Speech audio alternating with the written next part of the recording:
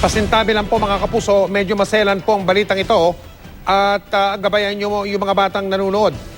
Isang lalaki ang pinutulan ng ari ng kanyang misis sa kasagsagan daw ng kanilang pag-aaway kagabi.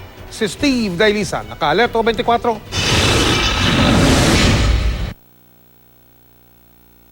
Duguan ng 51 anyos na si Romeo, di niya tunay na pangalan matapos umanong putulin ng kanyang misis ang kanyang ari. Sa lodge na ito, nag-check-in daw ang mag-asawa kagabi. Lango raw sa alak si Romeo. Madaling araw na nang makarinig ng away ang mga roomboy.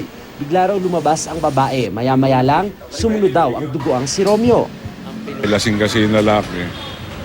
Nung makatulog, sobrang galit ng asawa. Ayun, nawala si Junior.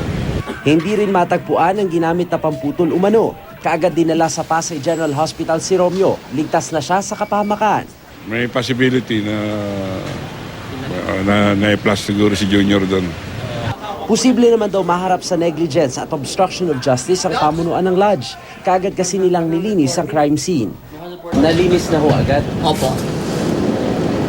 Wala na eh. Siyempre, tala, alis eh. Siyempre, pala malinis eh.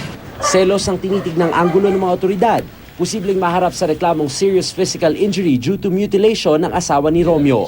Steve Dailisa, naka-alerto, 24.